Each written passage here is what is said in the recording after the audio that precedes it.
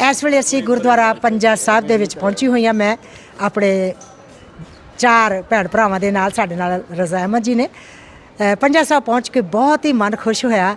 ये वो स्थान है जिथे गुरु नानक देव जी ने अपने चरण पाए। कहते ने कल तारन गुरु नानक आया।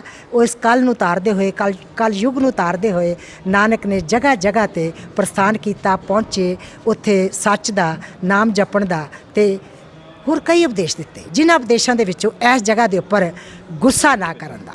ते इस वेले असीं गुरुद्वारे दे विच खड़े मिल रहे हैं हसन अब्दाल दे असिस्टेंट कमिश्नर सना जी ने।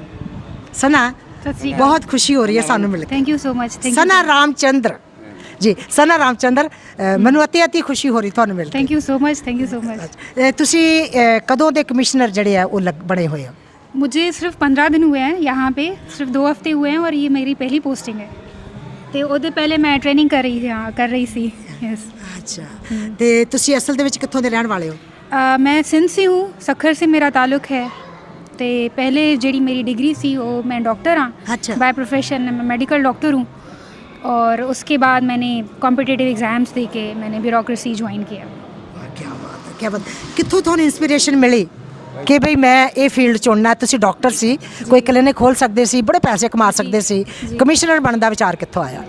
ये तो पहले तो एक वुमेन एम्पावरमेंट वाला था फैक्टर कि हमारी जो पाकिस्तान में हिंदू कम्युनिटी है उसमें जो लोग हैं वो तकरीबन फ़ीमेल मेडिकल डॉक्टर्स बहुत हैं, जो बहुत अच्छी डॉक्टर्स हैं जो हिंदू हैं। और इसमें पहले कभी कोई नहीं आया। हम जो पावर पोजीशंस हैं जैसे पुलिस सर्विस है, आर्मी है या फिर ये मेरी जो सर्विस है, इसमें हिंदू लड़कियां नहीं आती थी। तो ये था कि पहले तो मुझे एग्जाम्पल क्रिएट करना था और मेरे जो एम्बिशंस थे वो बहुत वाइड थे कि बहुत कुछ करना है और वो मैं एक हॉस्पिटल में बैठ के नहीं कर सकती थी। ये आई थिंक ये प्लेटफॉर्म, इसके थ्रू मैं अगर चाहूँ तो बहुत कुछ कर सकती हूँ लोगों के लिए। बिल्कुल, लोगों लिए बहुत कुछ कर सकते हो। की प्लान है लोगों लिए करने वास्ते? की तुसी चाहते हो कि सुधार होने चाहिए ने जेडे तुसी ऑलरेडी वेख्या कि नहीं है? अभी तो मैं जैसे कि मैंने बताया कि मेरी पहली पोस्टिंग है हसन अब्दाल में। जो मसले हैं हसन अब्दाल के, सफाई है, वुमेन इश्यूज़ हैं या क्राइम इश्यूज़ हैं, जो भी है वो उनको जो मेरा एज़ पर लॉ मेरा मैंडेट है उस पर मैं 100% करने की कोशिश कर रही हूँ। और अगेन अगर कोई देख रहा है हसन अब्दाल से तो आई रिक्वेस्ट कि जो मेरे ड्राइव्स हैं, जो मैं सफाई के लिए आप लोगों के शहर के लिए काम कर रही हूँ, उसमें मुझसे कोऑपरेट करें, मुझसे कोऑर्डिनेट करें। और मैंने अभी madam tree plantation since spring is here, तो मैंने ट्री प्लांटेशन स्टार्ट की है। अगर मैं लोगों से यहाँ पे रिक्वेस्ट करती हूँ कि global warming, Pakistan is the 5th most hit country by global warming, तो ट्री प्लांटेशन इस मंथ के लिए, इस हफ्ते के लिए I am working on the cleanliness drive and on tree plantation. So I want cooperation from people of Hasan Abdal specially. Think तुसी एक गल हुणे कीती सी विमेन इशूज़, तुहाडे अनुसार इत्थे विमेन दे इशूज़ की ने? अभी तक जब तक मैं आई हूँ, मैंने सिंस आई ऑलरेडी टोल्ड कि मुझे 15 दिन हुए हैं, तो यहाँ पे जो डोमेस्टिक वायलेंस वाला इशू है, this is most disturbing, most cruel actually. उस पर अगर कंप्लेंट्स आ रही है तो I will work on it. The first priority is that no one should be treated or humiliated just because of her gender. So I want to work for women. My door is, मेरी ऐसी office खुले हैं।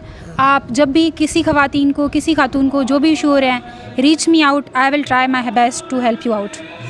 एक मैं थोड़ी sensitive गल कर लगी है, ਜਿਹੜੀ ਮਾਈਨੋਰਿਟੀਜ਼ ਹੈ ਖਾਸ ਤੌਰ ਤੇ ਜਿਨ੍ਹਾਂ ਦੇ ਵਿੱਚ ਹਿੰਦੂ ਜਿਹੜੇ ਨੇ ਸਭ ਤੋਂ ਨੰਬਰ 1 ਤੇ ਆਉਂਦੇ ਨੇ, ਉਸ ਤੋਂ ਬਾਅਦ ਸਿੱਖ ਮਾਈਨੋਰਿਟੀ ਹੈ। ਇਹਨਾਂ ਦੀਆਂ ਜਿਹੜੀਆਂ ਔਰਤਾਂ ਨੇ ਉਹਨਾਂ ਦੇ ਨਾਲ ਕਿੰਨੀ ਕੁ ਬਦਸਲੂਕੀ ਹੁੰਦੀ?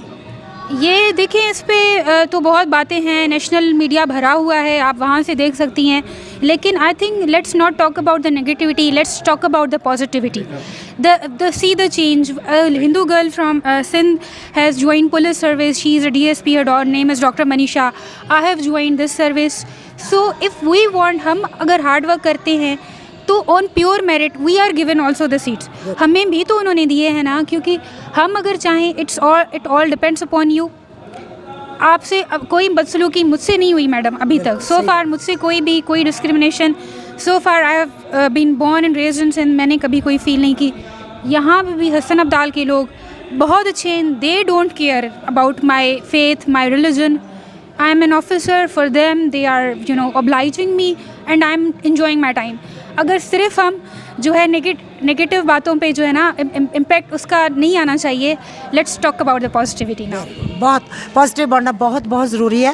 ਜੋ ਚੰਗਾ ਹੁੰਦਾ ਹੈ ਉਸ ਨੂੰ ਜਿੰਨਾ ਜ਼ਿਆਦਾ ਗੱਲ ਕੀਤੀ ਜਾਵੇ ਉਨਾ ਹੀ ਜ਼ਿਆਦਾ ਉਹਦਾ ਵਾਧਾ ਹੁੰਦਾ ਹੈ. ਸੋ ਇਹ ਸਨਾ ਜੀ ਨੇ ਬਹੁਤ ਪਿਆਰੀ ਗੱਲ ਕੀਤੀ ਹੈ ਕਿ ਮਾਈਨੋਰਿਟੀ ਕਮਿਊਨਿਟੀ ਦੇ ਨਾਲ ਜ਼ਰੂਰ ਕੋਈ ਨਾ ਕੋਈ ਵਧੀਕੀਆਂ ਹੁੰਦੀਆਂ ਹੋਣਗੀਆਂ, ਪਰ ਉਹ ਗੱਲਾਂ ਨੂੰ ਅਸੀਂ ਓਵਰਸ਼ੈਡੋ ਨਾ ਕਰੀਏ ਜਿਹੜੀਆਂ ਗੱਲਾਂ ਜਿਹੜੀਆਂ ਨੇ ਉਹ ਨੈਗੇਟਿਵ ਪਾਸੇ ਲੈ ਕੇ ਜਾਂਦੀਆਂ ਨੇ. ਸਨਾ ਤੁਸੀਂ ਹੋਰ ਕੋਈ ਗੱਲ ਹੈ Thank you. ਸਾਡੇ ਨਾਲ ਕਰਨੇ ਚਾਹੋ ਜਿਹੜੇ ਸਾਡੇ ਲਈ ਅਸੀਂ ਚਾਹੁੰਦੇ ਹਾਂ ਕਿ ਅਸੀਂ ਪਾਕਿਸਤਾਨ ਤੋਂ ਕੋਈ ਬਹੁਤ ਵਧੀਆ ਸੁਨੇਹਾ ਕੈਨੇਡਾ ਦੇ ਲੋਕਾਂ ਵਾਸਤੇ ਲੈ ਕੇ ਜਾਈਏ, ਬਾਹਰ ਰਹਿੰਦੇ ਸਿੱਖਾਂ ਵਾਸਤੇ ਲੈ ਕੇ ਜਾਈਏ, ਬਾਹਰ ਰਹਿੰਦੇ ਪੰਜਾਬੀਆਂ वास्ते लेके जाइए. इस पे मैं ज़रूर बात करूँगी.